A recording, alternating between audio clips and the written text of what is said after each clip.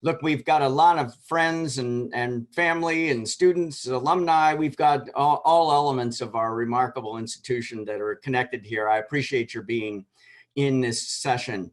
What I thought I would do is a little different than the way we normally teach a case in the class. I thought I would start with the takeaways so that if you want to listen for 5 minutes and leave, you can. By starting with some of the takeaways and maybe some of the stories that motivated some of the takeaways, then I think we can get into some Q&A, and I'm sure many of you have thoughts. So there were two cases made available, both of them written jointly with my friend and colleague, Jenny Chatman. I think Jenny may well be on the call today. There's a part A and a part B in the case. Part A is effectively the origin story, and I'll talk more about that later, but a case is a wonderful way to tell an origin story of a culture, and more about that later. And then part B is more recent, and some of the sorts of things that as you get to years 7, 8, 9, 10, what kind of work is still needed on the culture front, and hopefully part B helped to clarify some of that. So what are some of the takeaways? Let me start there. Here's a first one. I really got this from the Haas board. When I first became dean, there were several Haas board members, I think 1 or 2 that are actually on the call here today, who said, maybe not in exactly these words, but effectively, and certainly said it in their prior actions as leaders themselves. And the phrase was this: leaders set culture. Well, that's a simple takeaway. Leaders set culture. You might think, what's the second takeaway? But I want to just stop for a moment. The idea that, to push on it a bit, that maybe you can't be a leader if you're not thinking about setting culture, right? That's a stronger version of it. I mean, is it necessary that you set culture in order to lead? I mean, that's a quite strong version of that phrase. But look, nobody had told me that it was my job to set culture before in my life. We're all culture consumers, but at what point do you become a culture producer? Leaders set culture. So that's a big takeaway for me. And it comes from a lot of elements of the story that we'll tell here today. Here's number 2. I'll motivate this one with another story, and I'll talk about it more later, but I want to use the phrase drive the mission. Jenny, rightfully, in all her work, and she's an absolute domain expert, Jenny Chatman, in this area, sort of driving strategy. What are the goals of the organization? That's really an important part of it. I think it goes at some level also even deeper. What is the mission? When somebody says, people seem to be using our cultural principles in the wrong way, or they're using it against us, or how do we set culture at the end of the day when we have such different people? I have some stories to tell around that. But at the end of the day, it's sort of like, this is why we exist. This is what we're trying to do at the highest level. This culture is going to support what we're trying to do. And if somebody says, well, I don't want to do that, then the natural answer is, well, then the mission of this organization probably isn't a good fit for you. But it's a marvelous place to start. But drive the most fundamental outcomes of the organization with the culture. That's takeaway number 2. Takeaway number 3. This I think it's hard knocks stuff, in the sense that it's easy. No one starts here, but I'll state it this way: it will not stick if it's not different. It will not stick if it's not different. I'm pausing because this one's hard, and the case has a diagram, and I'll get to that later, but there are a lot of unobjectionable words out there that one could write down and say, this is what we're about. But if we're talking about making something stick, not just filling a section in a strategic plan that needs to be filled, then it has to look and feel different, has to feel authentic. And authentic generally means separating, different. All right, so that's number 3. Number 4. Takeaway. These are the large takeaways for those of you that just arrived. I'm starting with takeaways. Crazy way to start a case. I was going to say execution is key, but everybody says that. So I'm going to say it a little differently. There are hundreds of levers. That word lever comes up a lot in Jenny's work. But I think when you go into this, I'm not a really operationally minded person, not relative to people that really get operations. But when you start to realize how many different business processes could we drive this culture into? Oh my gosh, people who are much better at this than I am can write down lists of hundreds of ways to change what we do, to institutionalize how we're changing what we do. So if somebody says execution is key, got it. What's the next one? It's like, no, too fast, stop. Literally, every business process could be considered as an execution lever. And rarely do we think about things that comprehensively. So that's number 4. Here's number 5. Play the long game. This is, you know, if we define, I haven't defined culture yet. I think Jenny and other experts in her field define culture very often. There are various definitions. But if we thought about it as behavioral norms and values, and then when we use those two phrases, I think for most of us, it's kind of like values are the substrate, right? It's the deep, it's the most foundational stuff. At the end of the day, it manifests in behavioral norms, and that's what we experience. So as we work on culture, we're sort of thinking about behavior. We're thinking about behavioral norms, but there is that values substrate. I think it's possible to move behavioral norms in shorter periods of time, but when you're starting to kind of move the collective values of an institution, that takes more time. And part of what part B, I think, did is it said, it's year 7. We codified those 4 defining principles in a strategic plan in the first quarter of 2010. It's 2017. We're a year away from the dean transition. It's like, you've been doing this for 7 years, right? Isn't most of the work done? No, not even close. And this was another question that Jenny asked me at the time. That's, I think in the case, it's motivated that way. You know, what are we going to do in the year of this dean transition? And boy, Ann has really taken up this ball and has run with it, and the board has continued to run with it. So and I hope all of you are super confident in the stewardship of our culture of this institution. But the question was a powerful one in 2017. And the idea that we still had a lot of work to do 7 years later, that's what I mean by play the long game. It's like, this is never done. Those were the big 5. Okay, I'll just again, leaders set culture, 1. Drive the mission, drive the deep stuff. It won't stick if it's not different. Hundreds of levers, AKA execution matters, but be concrete, hundreds of levers. Number 5, play the long game. All right, now look, what I thought I would do, and Kevin and others are going to help me with some of the questions. I've got the chat open here, so you can input questions. I think we have 200 plus people. So if we don't get to every question, we will do our very best. And Kevin will, from time to time, jump in with a question when I get to sort of opening it up with Q&A. But here's another way I thought I would talk about this. I mean, we'll dive into the case itself. Again, the first case, part A, was we've got a leadership transition.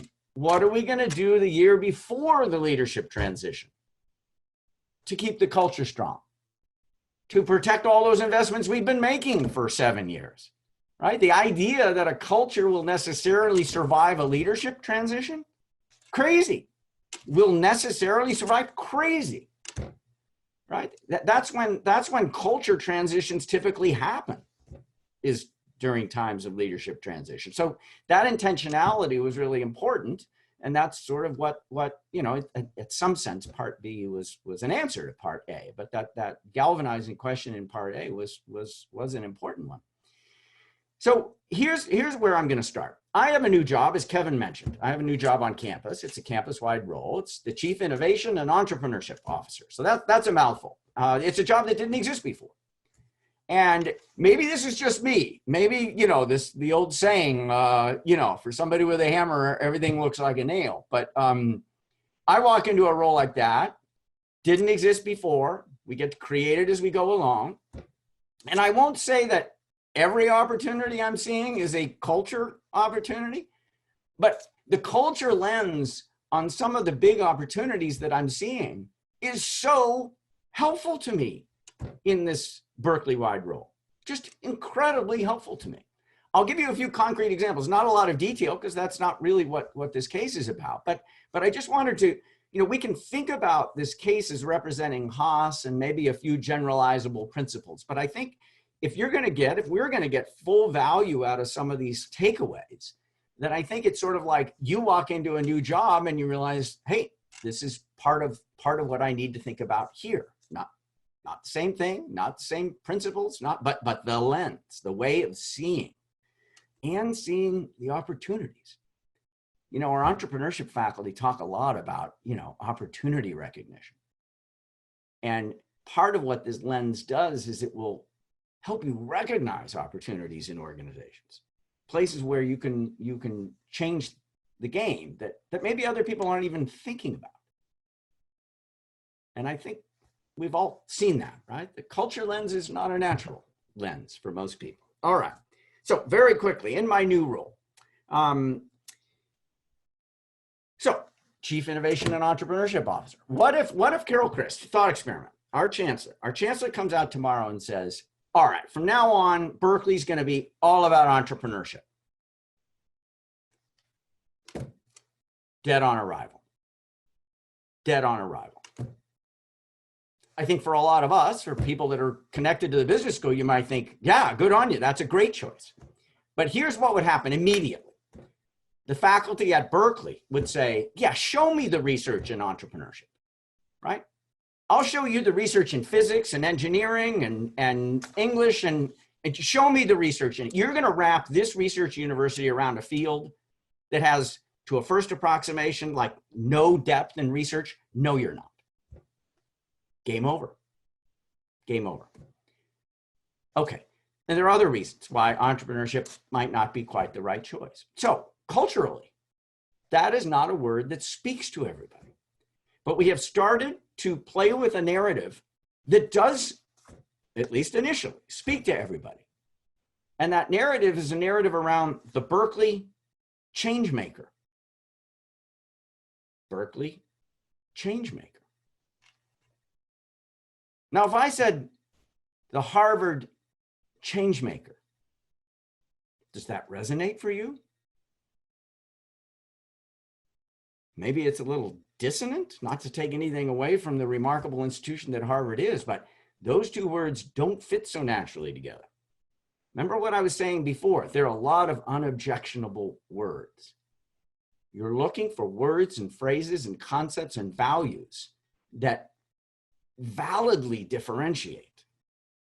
So Berkeley changemaker.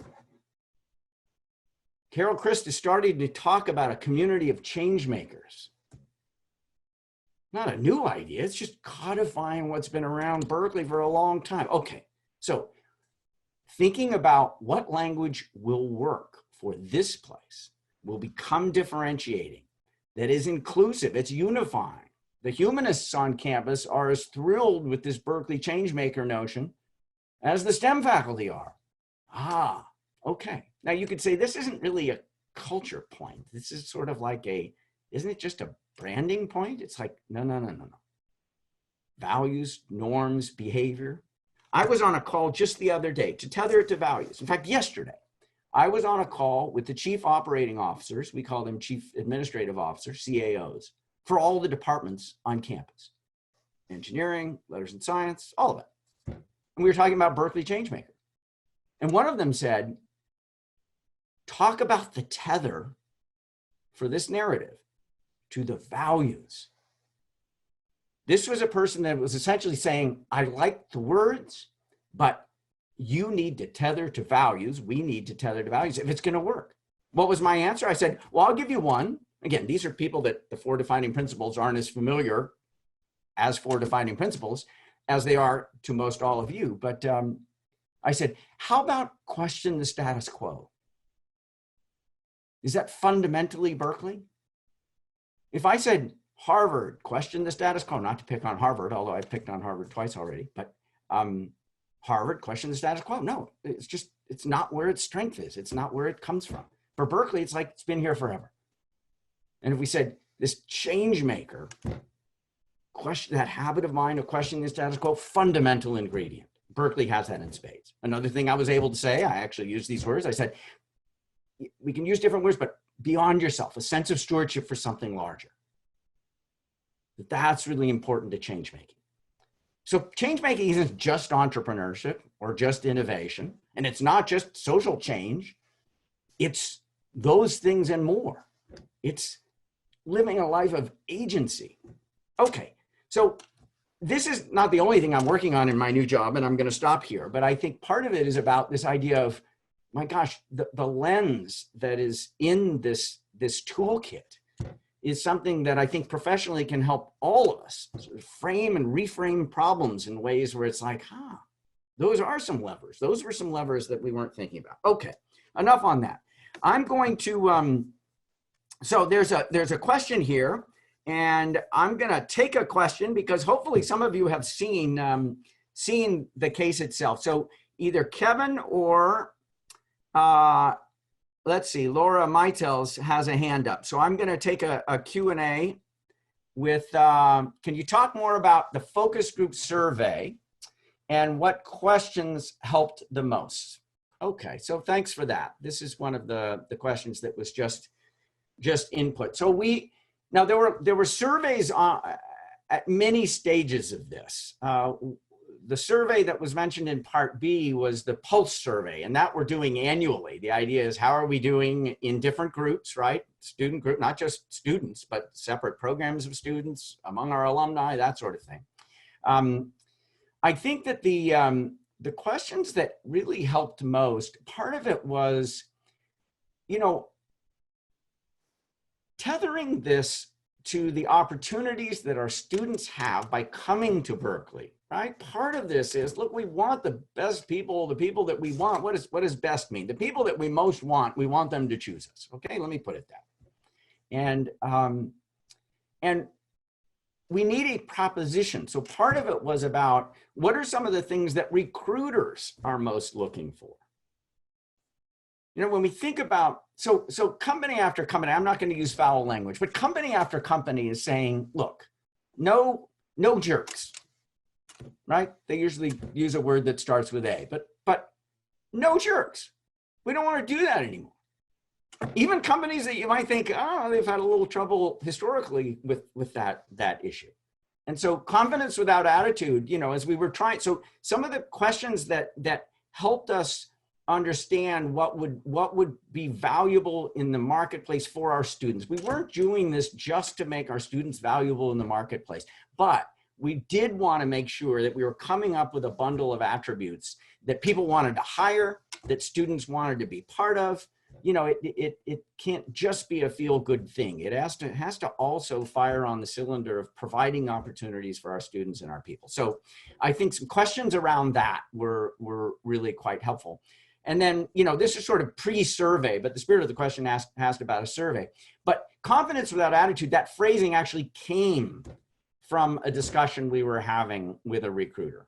And the recruiter said something akin to, you know why I hire your students? I hire them because they have confidence without attitude. It's like, oh, that just, the confidence piece is key, right? If we said, without attitude, we are the without attitude business school, or we are the humility business school, right? It's sort of like, we're a business school. Confidence without attitude, you put those two things together, there's an inherent tension in them. Get a sense to balance. Anyways, so I think some of that early survey work, and this was kind of like, more one-on-one conversation work, was really about how do we find language that's different? And there are a lot of ways you could have written beyond yourself. So anyways, that's one, and thank you for that question. Kevin, if there's another question that you have, I'd love to hear from you. Yeah, like I had some participants submit some questions earlier, and I wanted to actually check in on one of these pre-session questions that came in. And it's basically, how do you influence people to still do the right thing and not use culture as a shield or weapon? Yeah, so, and I appreciate the spirit of the question, because there's so many ways that a culture effort can cannot do what we hope it would do, and can be viewed with skepticism. I think I'll come back to the skepticism question, but I think very often people look at culture efforts with what I'll call rational skepticism. It's like any rational person would be skeptical of this right now. I'll tell a story about that in just a moment, but trying to answer the question. Here's a story that I didn't get a chance to tell, but I think it helps to answer this question. So my wife, Jen, does some teaching at San Quentin Prison. They have something called the Prison University Project. And she does some teaching of math and financial literacy there. I got a chance to talk to the senior team because they are doing a strategic plan for this Prison University Project. And they're thinking about what are our core values effectively, right? It's like, well, that was a fascinating discussion. Now, if you think about the volunteers that are part of, and the employees that are part of this Prison University Project, you have a very diverse group of people. You have people that are dedicated to ending incarceration of any kind. Philosophically, we should end incarceration. And then you have others that sort of like, look, the system looks like this. We're going to make it better. This university within San Quentin is a valuable thing. These are the parameters we're working. Okay. So we had this discussion about, 20 or 25 different potential values or principles that they had surveyed people, but they were all over the map. And they were sort of saying, how do we decide? We had this really rich discussion. How do we decide? And because they said there is just no consensus emerging. And the one thing, if I was valuable at all, I think the one thing that I said is, look at that mission. They'd written the mission statement up on the wall. I said, look at that mission statement. That's your lodestone. Pick things where you can stand up in front of people and say, this is what advances the mission. It is our best judgment that these things become right at the core of what we're doing. And that's why we chose these things and not those things. And what that allows, I think, people to do is to sort of say, yeah, that's the goal, is advancing the mission. And if the mission isn't your mission, well, that's a bigger issue, right? There are many other missioned institutions out there. So I think the spirit of the question then about how people can use it as a shield or other things, if it's tethered to the mission, if it's tethered to something deep or the strategy, then you can go back to the mission and the strategy and say, look, the way you are using this is sort of not helping us deliver on the mission, if they're kind of using it in a distorted way or as a shield. So I guess that's, I know that's not a complete answer, but that's my best answer. I think it gives you a lot of sustain if you've got an anchor, if you've got a big goal, because you can keep pointing to that. So that would be my answer there. Rational skepticism, before I take another question, let me touch on that. I see I've got it in the chat room. Thank you for that question. I'll take it in just a moment. In change management and changing culture, just evolving culture is a change management project in its essence. Every situation, most of you have experienced this. If people get one whiff that you are looking at them and thinking, and maybe even saying, that you're just resistant to change, you just don't want to change, right? You need to be more flexible. Sort of like, you're in trouble.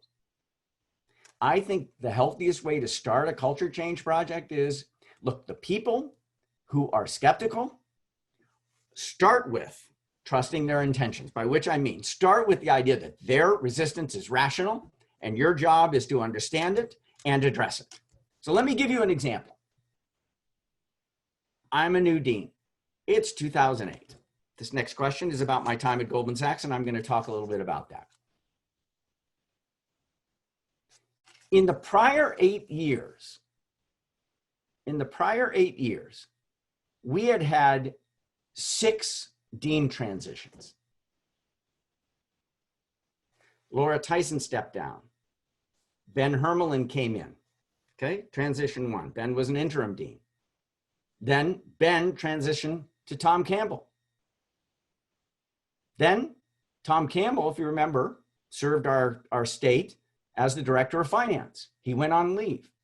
It wasn't clear whether Tom Campbell was going to come back. I became the interim dean. Tom Campbell came back.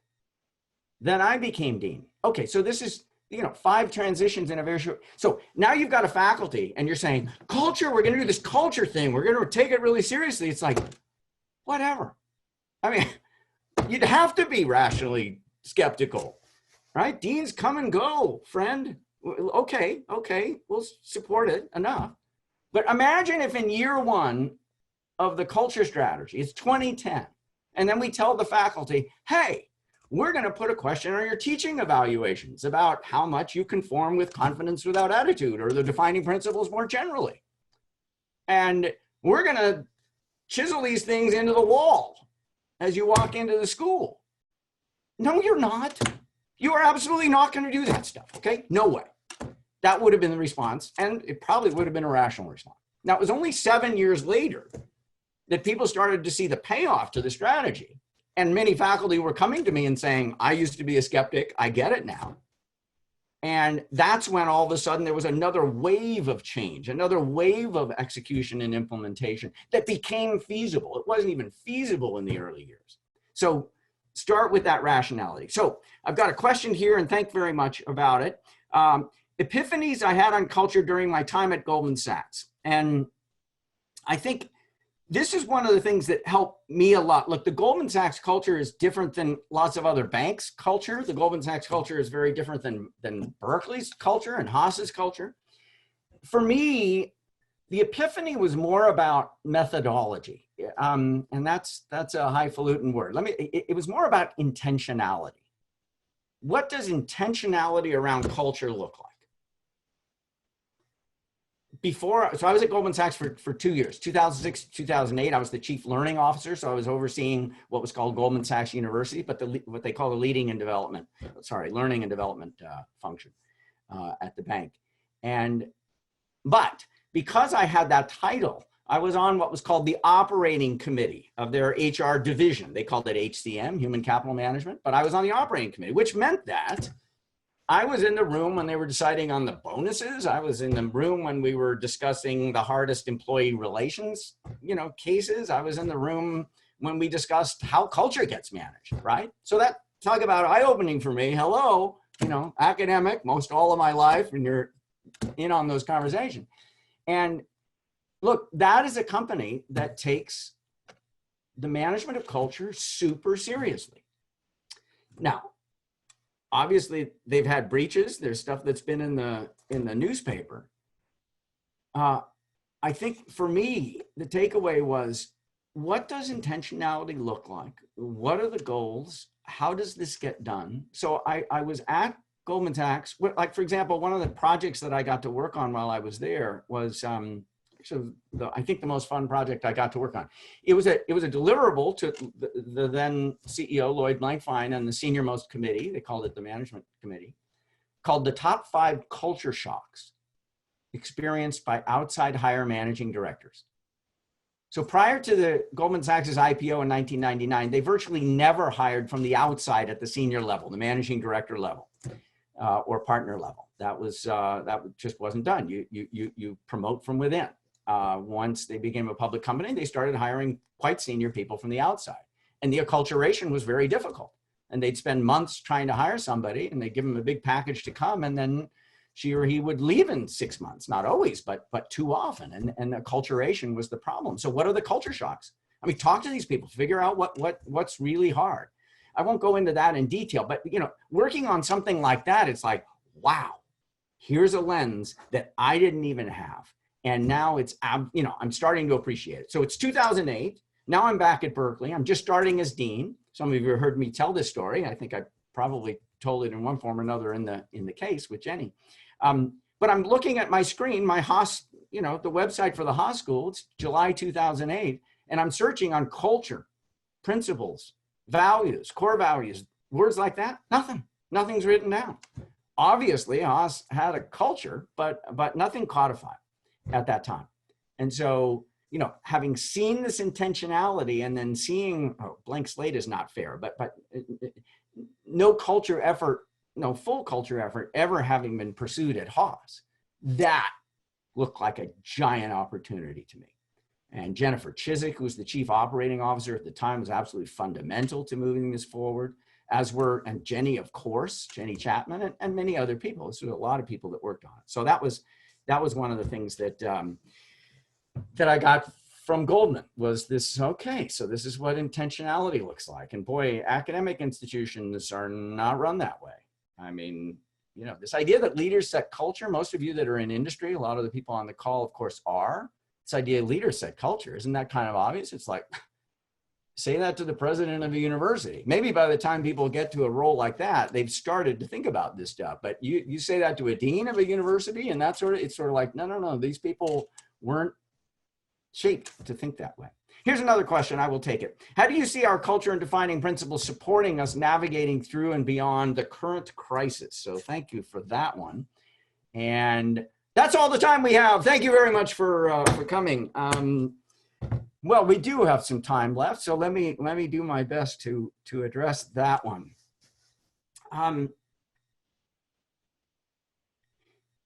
For me, the things that give me ballast in my life,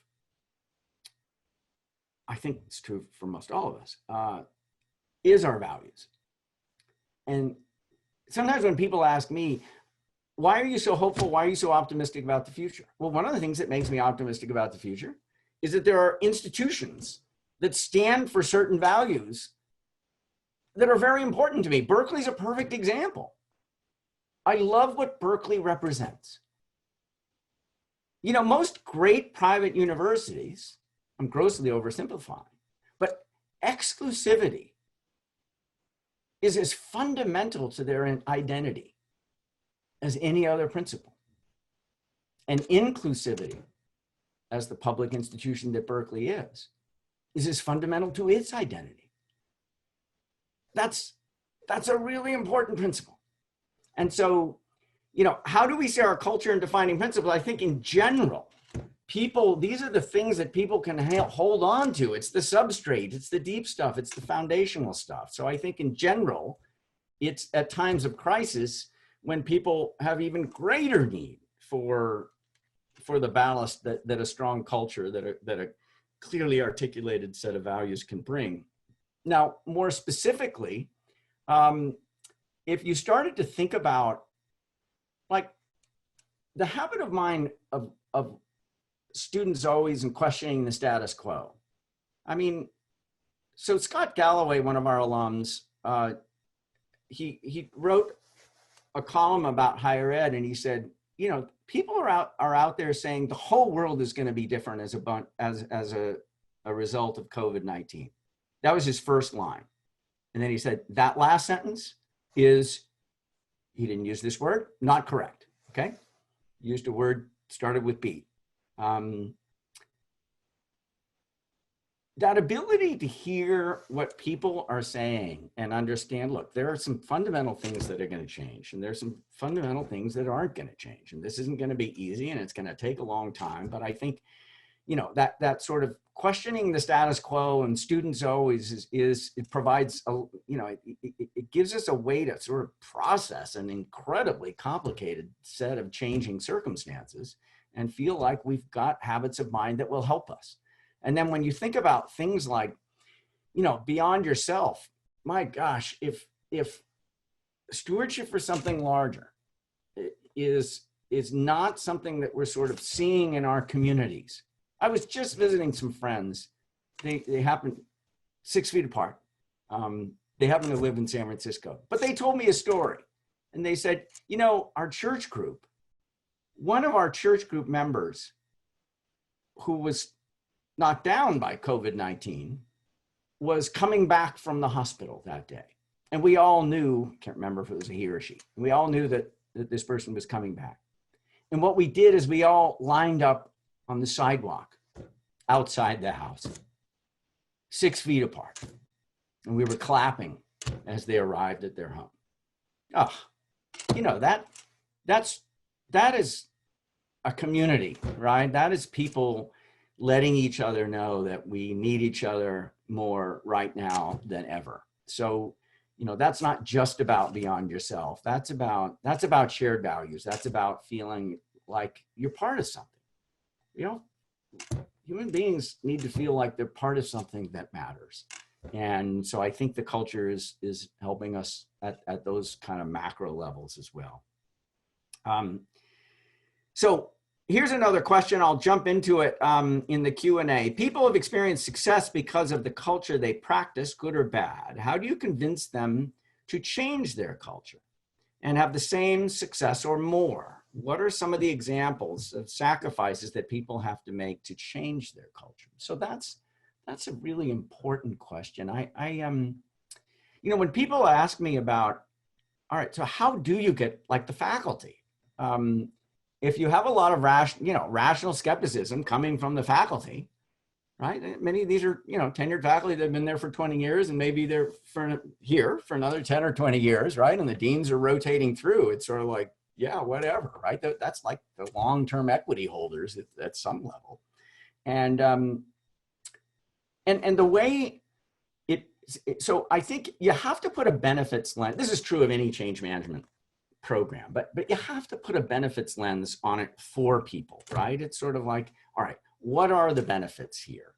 And how do you convince them to change? I think part of it is, well, let me talk about the faculty, because that was my toughest, I'm just being honest here. That was my toughest audience, my toughest constituency. Again, deans rotating through, it's like, whatever, right? And for a lot of faculty, it's like, not all, but some faculty, right, had never worked in a big company. They'd never had, well, before I was at Goldman Sachs, I'd never really seen culture management up close in industry. Most of the people on this call have, right? So our faculty, many of them have not experienced that.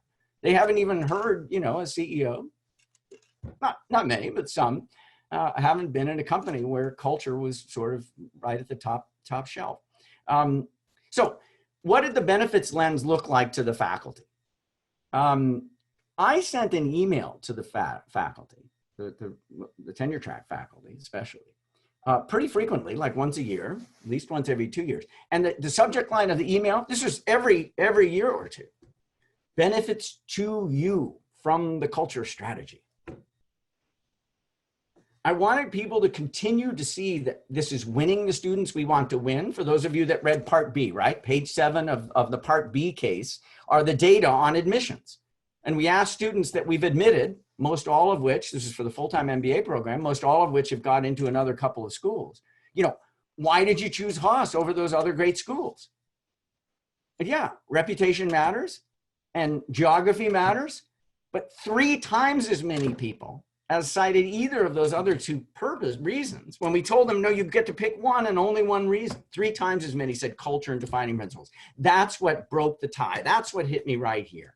I was close to indifferent, I'm going to Berkeley. Now those are data that faculty respect and respond to. That's not an awareness metric. That's like a decision metric, right? That's talent coming in the door, some of which would not have come. So I think, how do you convince them to change? What is the benefits lens that this audience needs to hear? The faculty needs to hear a totally different set of benefits than the alumni. And the alumni need to hear something different than the students, right? For the students, it's sort of like recruiters are looking for this. That's a fair thing for them to want. And it's also something that we validated. And what are some of the examples of sacrifices that people have had to make to change their culture? Well, this is an interesting question, because when we think about sacrifices, we often think like in a budgeting context. It's sort of like, you're cutting my budget by 5%. And sometimes culture change can involve sacrifices like that are super tangible, super concrete. But I think often culture change is in the category of what I would call intangible costs. There are just a whole lot of things that are hard for me to change because I'm really in this routine. But it's a psychic sacrifice, but it's not kind of a resource sacrifice. What it can be is a status sacrifice, right? If somebody is sort of starting to be viewed as off the path, right? You're sort of off the path now where we're going, then, that can be psychologically a very tough thing. And as most of you understand, you know, there are times when organizations affect large culture change where the really hard part is, look, there's certain people that are not going to make this change. And, you know, in the perfect world, this is still a difficult thing for people. They will look at that culture and that changing culture and start to think, look, this really isn't me. And that's hard for people. And that's part of the trade-off. That's part of why leading is so hard. Is because some people aren't going to like that change. But the sacrifices, I think, are very often psychological, and helping people sort of address the psychological cost or sacrifice is an important part of affecting the change. You'll never get everybody, but that can help a lot. So there's another one here. Can you elaborate on a bit on why universities are less likely? I see a couple of, I'll be a little quicker in my answer. Sorry, I'm going on. We have another 18 minutes or so though. And, you know, we will of course keep the chat log and try and answer any questions that I can't get to. Can you elaborate a bit on why universities are less likely to follow culture-based strategies than other institutions? This is a neat question, and it is absolutely true in my experience. So here's a thought experiment. Take the president of any university, ask her or him, are you in the values business? Unless they come from a sort of faith-based tradition, the Jesuit Catholic University would have no trouble answering that question. But for any other universities, and that means most universities, you will get a pause. It's a hard answer for a president. If you instead asked, are you in the character business? Bang, you'd get an answer right away. Of course we are. Here's what we mean by that. Interesting that you get such a different answer to that question, depending upon exactly how you phrase it. So I think there are two answers to this question. One answer is what we alluded to before. This is not a natural skill set or toolkit for even presidents of universities. You come up through the academic ranks, you know, you have not been managing in organizations your whole life. You probably had, of course you would, if you're president of a university, you've had some academic management and leadership roles, but probably not roles that loaded very heavily on culture management. So that's answer one, is the toolkit is woefully underdeveloped. And answer two is sort of in the spirit of that last thought experiment. A lot of people feel like it's not my job to take a stand on values. I totally disagree with that. But if part of what you want to do is we want applications from everybody, we don't want anybody self-selecting out. Sort of like, it's not the way I view the world. Reasonable people can disagree on this, but it's like, stand for something. People are hungry to have institutions that are standing for something. Go out and say that. And if a lot of, I'll just take Beyond Yourself as an example. Berkeley hasn't adopted Beyond Yourself, but just assume that Berkeley were to say, look, Beyond Yourself, or some statement like that. Would we see that from Harvard? Name your other school. It's not that there aren't tons of Beyond Yourself people at these other institutions, but would the president of the university stand up and say, boom, we are about this? I doubt it. So it's hard for most institutions that want to sort of be non-denominational isn't the right word, but you get right. And boy, if you're trying to play to everybody, you're not really playing to anybody. And so that's sort of where my view is on this. In the chat room, so I'm going to read this. Maybe some of you have seen this. It comes from one of our board members, from Connie Moore, and thanks, Connie, for being on the call. I went through a major culture change too, and at the end, senior management agreed that while they may not all agree 100% with the entire mission and values, they did agree that they would all be in alignment. How or did you eventually get the faculty into alignment? So the faculty question, and using her own experience as a CEO. Here's the way I would say that. Here's number one. When I first got back to Berkeley, I was an undergrad at Berkeley. Some of you know that. When I first got back to Berkeley in 1993 on the faculty, I finished as an undergrad in 1982. 1993, there was a strategic plan. Bill Hassler was the dean. Some of you will remember Bill. And there was a strategic plan called Vision 2000. And it was a terrific plan. I remember in the hallway chat, so I'm going to say like 1994, somebody said, but we never voted on it. Interesting. So the faculty never voted on it. It's like, note to self. I forced a vote on the strategic plan from the faculty. The strategic plan had more in it than just those 4 defining principles, but I wanted them to vote up or down. And they did. We got, I think, 4 or 5 people who, there were no no's. We had lots of yeses, but 4 or 5 abstentions. One of the abstentions was from Mark Rubenstein, one of my favorite faculty colleagues' friends, who sadly has since then passed away. But Mark came up to me and said, I was one of the abstentions. I just want you to understand that culture stuff is not my cup of tea. Now, I think he wasn't opposed to it, but he was just saying, that's not me, and that's why I abstained. I just wanted you to know. I thought, well, thank you for telling me that. That was very helpful.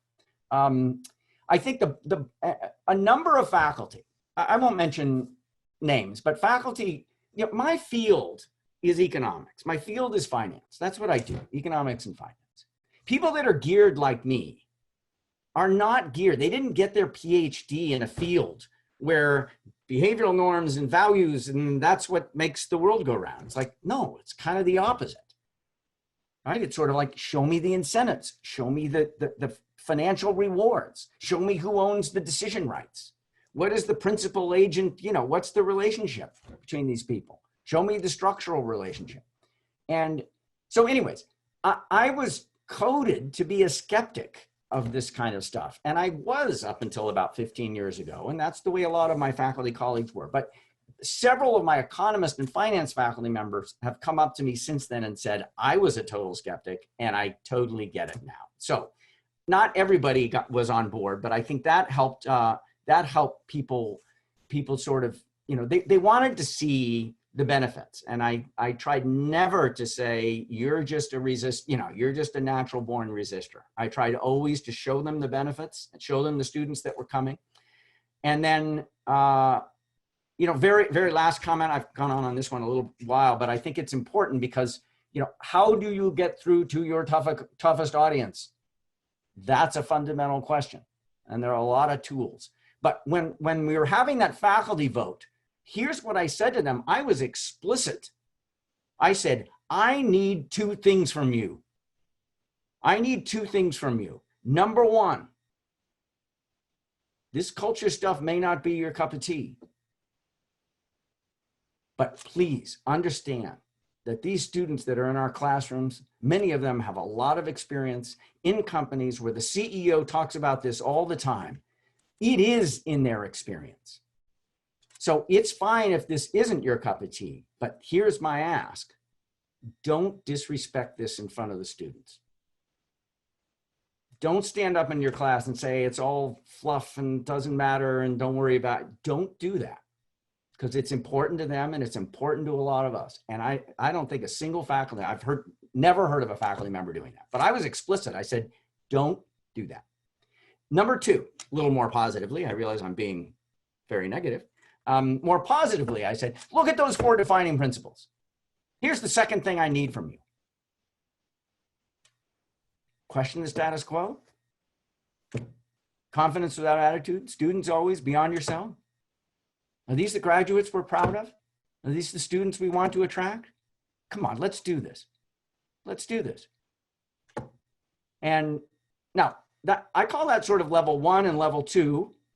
Right? Level 1 is like, sorry, this is a non-negotiable negative. Don't go there. Here's level 2, positive. This is one of the benefits. Come on. But again, how am I framing the benefits? Better students. Here's level 3. This is what most CEOs would do. Sort of like level 3 might have been when I write your performance evaluation as a faculty member and I send it to the provost, I'm going to have a paragraph or a section on confidence without attitude, et cetera, right? It's sort of like, I didn't need to go there.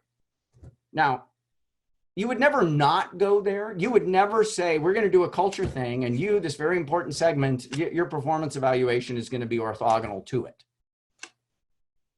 In industry, you don't start a culture change that way. But I felt like if I got level 2, if I got level 1 and level 2 locked in, I didn't need level 3 right away.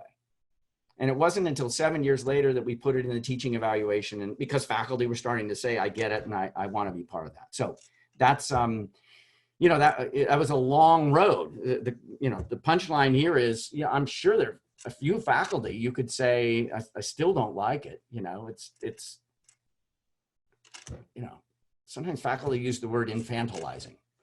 It's like too simplistic. It's too corporate. It's like, I think that's a very small subset that would still feel that way. What are your thoughts on the ops team staff through their ownership of the systems and implementation and their daily integration with all the other constituents as the ultimate guardians of the culture?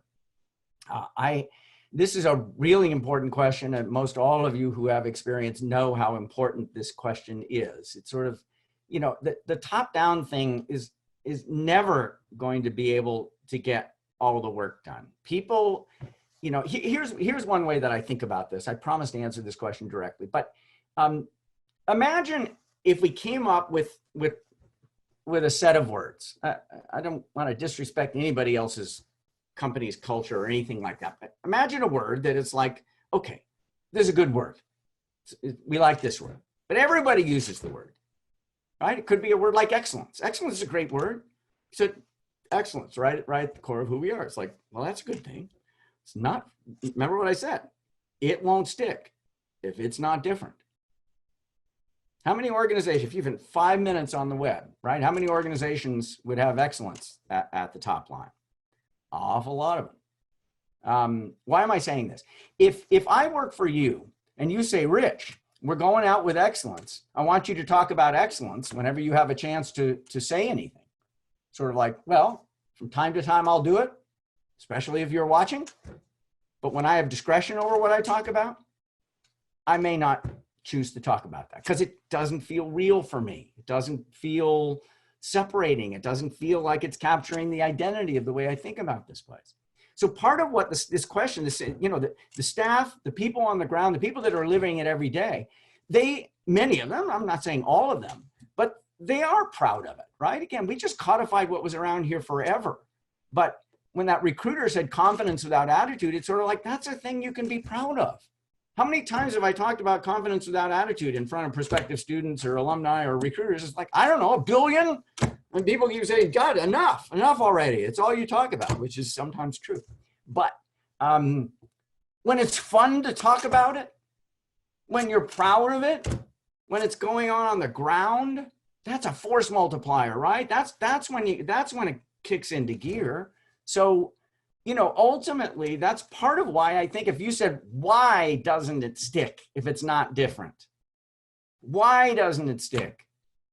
I think part of it is because you're not going to get that viral effect. People aren't proud of it. They don't want to talk about it. It doesn't have an organic energy in it. And so I think ultimately the guardians of the culture are the people that are living it every day. And I think they have to continue to find it useful. They have to continue. Is it meaning making? Is it making them feel more fulfilled in being part of this institution versus any other institution they could be part of? And also the final thing is, and Jennifer Chiswick was just amazing at this, and Courtney Chandler has been amazing in recent years, is this idea of, remember I mentioned 100, I realize we're getting to the end here, so I'm going to summarize with a couple of ideas. I probably won't get to any more questions, but here's one operational thing, all right? Imagine, you know, I've got a piece of paper here, okay? So you can't see it because it's reflecting, but it's an 8.5 by 11 piece of paper. All right.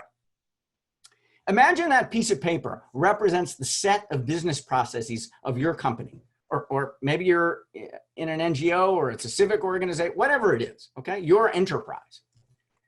And there are so many business processes.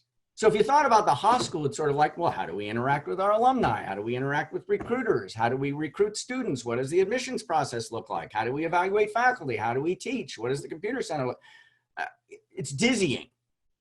But if you actually wrote them out category by category, and then you said, well, let's just talk about admissions. It's like, which program? We've got 6 degree programs. Oh yeah, well, what about admissions just in this degree program? It's like, okay, just in that degree program. We've got interviewers. We have to train the interviewers. We have the interview assessment form. We have what we say at the information sessions. There are like 12 different processes that go into any 1 degree program's admissions. But once you get down to that level of granularity, then you can say, in how many of those 12 processes in this 1 degree program can we drive our 4 defining principles into? Now the answer is not 12 out of 12. That's not always the right answer. It's often not the right answer. But the answer might be 3, 4, 5, 6, 7. And then you do that again and again for each of the partitions of that 8.5 by 11 space. Now, all of a sudden, hundreds of institutionalized sort of leaning into the culture. And that's what creates the dynamic. That's the flywheel effect. That's where it just starts getting stronger as opposed to dissipating over time. So that goes back to that question mentioned before about, you know, the staff and the people on the ground. It's like, if they're not having fun with it, if they're not finding it useful, they're not talking about it, they're not continuing to integrate it. You know, I'll give you a small example. I think there could be many, but I think yesterday I was reading an email that our Tenny Frost sent to all of the development people, the fundraising people on the whole campus. So there's a subgroup of the whole campus staff that is just development people. And she was announcing the people that Haas had just hired, right? They're joining our campus-wide fundraising community. And when she gave the little bio, at the end of each person's bio, it said his favorite defining principle is boom, her favorite defining principle. So she's linking and labeling to those 4 principles, and that's going out to all of the campus-wide development staff. And they're hearing about that and they're thinking about it. And that's just awesome. And Courtney's been great about this with her monthly updates and, right? So this goes on. So look, if a culture gets ossified, you can get into trouble. You can get into groupthink. But the fact that the first defining principle on most lists is questioning the status quo, that's like this adaptability norm that's such a powerful driver of business value in Jenny Chatman's research. So there is such a thing about, I think, as too strong a culture or too ossified, too unmoving a culture. But I think ours is dynamic enough. And I'll close with this. I just literally couldn't be happier with our current leadership, Ann Harrison's leadership of the culture. She totally gets it. She totally gets Berkeley. And we are in good hands, okay? So I'm going to sign off. Thanks, everybody, for being on the call.